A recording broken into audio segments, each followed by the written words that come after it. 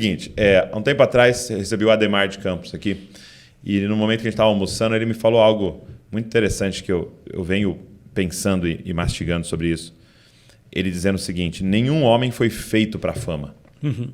O ser humano, a forma que Deus nos fez, a forma que Ele fez o nosso cérebro, nossas emoções, ele não foi feito para a fama. Uhum. Né? E você experimentou disso, né? Você vive um pouco disso, mas você experimentou disso com a banda, com o Raimundos e tal. Eu queria começar te perguntando, o que essa exposição e onde você vai, alguém te conhece, tal, o que isso faz na alma de alguém? Como é que você lidou com isso, assim? Cara, tiveram muitas fases na minha vida, desde o momento em que eu me torno conhecido por causa da música, com o Raimundos, e a forma como eu lido com isso até hoje. Tiveram vários Rodolfos nesse meio do caminho. Tá. Talvez falando do primeiro, eu acho que passa por aquele negócio, talvez a gente possa falar de paternidade, de você precisar de atenção. Então, de repente, você fala, cara, se eu tivesse atenção, talvez aquela garotinha ia olhar para mim, se eu tivesse atenção, talvez meus pais iam falar, cara, que legal que você fez. Que orgulho, então, parabéns. Exatamente. Então, assim, eu era um moleque muito introspectivo. Ainda sou um cara muito introspectivo. Eu amo silêncio. Eu não ouço música. Tipo assim, sou meio antissocial às vezes. Eu amei o distanciamento social. Amei. A gente brinca lá que aquele de 2 metros não estava aguentando mais. Eu queria o de 10 de volta. Pelo amor de Deus, 2, estava muito perto. Mas, assim, eu me lembro de um molequinho, quando a família, assim, churrasco, férias, sempre tinha muita música. Às vezes, eu ficava num canto me imaginando sendo o cara que tocava aquela música. Fosse forró, qualquer coisa. Eu sempre me imaginava tocando sanfona. Sabe? Tipo assim, eu me imaginava fazendo algo que pessoas iam parar para ouvir. Ou eu parar para prestar atenção. Tem a parte da arte, que eu queria mostrar essa arte, mas eu não tinha arte ainda dentro de mim.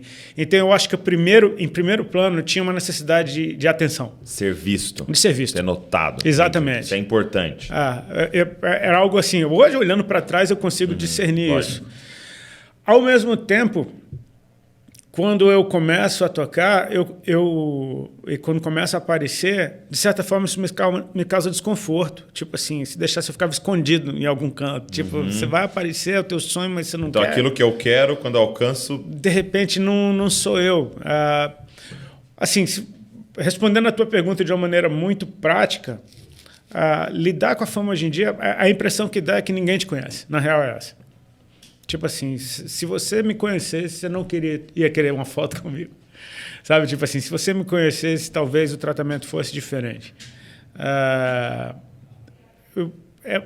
Às vezes, uma sensação estranha.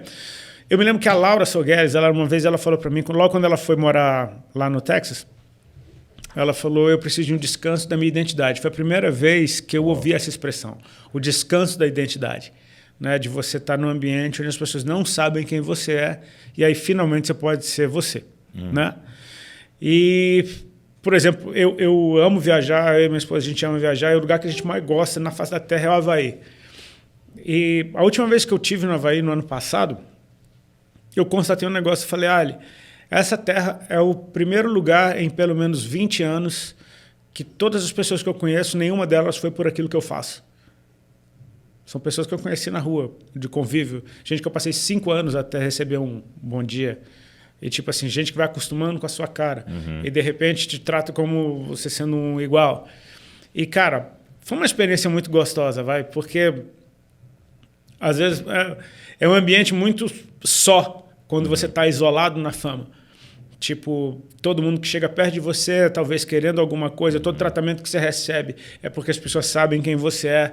Então, assim, até a gentileza, até a generosidade, você desconfia de tudo. Você acaba desconfiando de tudo. Pode não ser genuíno. Exatamente. Na época que eu estava no Raimundos, de certa forma, isso me fez mal, ao ponto de eu não confiar mais em ninguém e de eu me ver em algumas situações como um aproveitador. Tipo assim, todo mundo só tira proveito de mim, eu vou tirar proveito também. Né? E aí você se torna muito frio.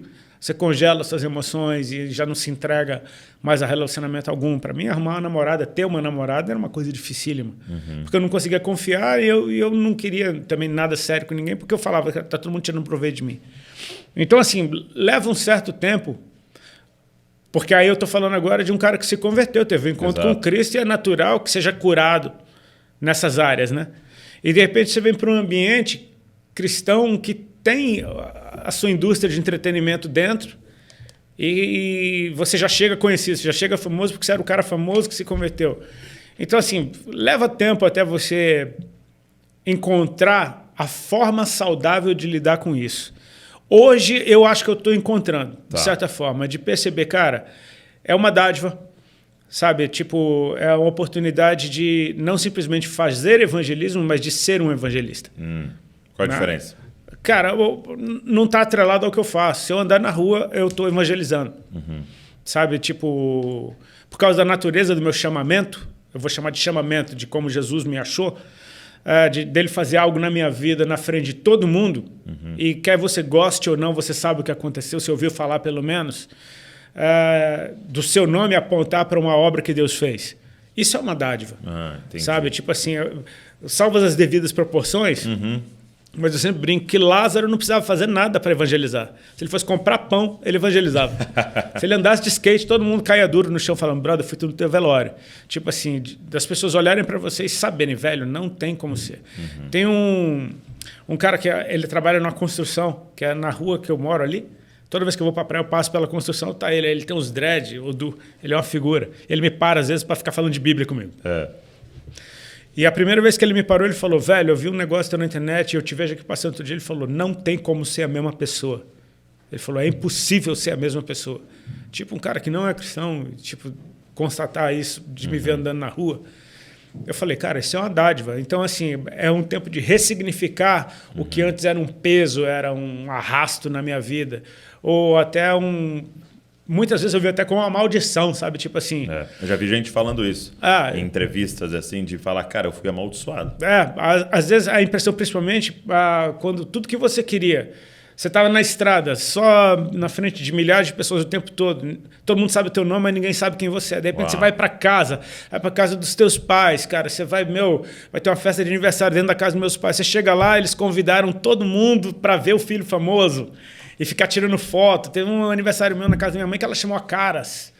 Cara, pensa num bicho revoltado, velho, com mal-humorado a festa inteira, porque era o meu refúgio, entendeu? Sim. Eu queria estar num lugar onde as pessoas sabem quem eu sou, e de repente eu percebo, cara, ninguém, nem minha família sabe quem eu sou. Né? Porque se soubesse, não faria isso. Né? Então, assim, claro que isso não foi maldade da minha mãe, nenhuma. Ela estava querendo, enfim, as pessoas iam atrás deles. Que era uma e coisa, a pessoa que está fora, às vezes pensa até assim... Estou prestigiando, eu entendo mostrando como ele tem valor, né? Eu entendo isso completamente. Minha mãe não fez isso por mal, de forma alguma. Mas naquele momento em que você está numa fuga, né? Tudo é muito agressivo. E é interessante que quando o Ademar estava falando, né, eu comecei a entender isso, né? Então, buscar a fama seria uma das coisas mais inúteis que a gente poderia fazer, né? Porque é buscar algo que é tão difícil de lidar depois que chega, né? Agora, ela se tornar um preço para um propósito maior... Aí tudo bem. Você pode encontrar a forma saudável de encará-la, né? De encarar isso, né? Eu fico imaginando. Porque hoje em dia a gente pode traduzir fama. Qual o maior benefício da fama? Seria a influência. Isso. Eu acho que esse daí seria o maior benefício de bate-pronto que a gente pode falar da fama, é a influência. Se a gente pensar que, cara, a influência de José de Arimateia fez toda a diferença na história, né? Dele ter acesso a quem tinha o poder de liberar o corpo para ele, enfim. Então, ter recursos para fazer. Exatamente, ter os meios para fazer. De repente, cara, é interessante porque a gente na vida de igreja, a gente sempre ouviu falar do crente 007 e de repente naquela hora entra em ação 2, né? Zé de Arimateia e Nicodemos, cara. Aqueles caras que estavam sempre ali perifericamente, agora eles estão no centro da parada. Uau. Eles estão... Eu lembro de ter visto uma pregação do Judson de Oliveira, ele falando, alguém que investiu no corpo morto, entendendo que ele vai voltar a viver, né? Mesmo sem saber, porque eles não estavam ouvindo o papo da ressurreição. É isso. Ou seja, investir no corpo morto de graça. Eu vi alguém falando sobre isso de forma profética, né? Quem são aqueles que vão ter coragem de lidar com as feridas do corpo de Cristo, né? Ao invés de rejeitar, essa igreja não está em nada. Tá, não, mas assumir isso daí, né? Exato. Muito bom.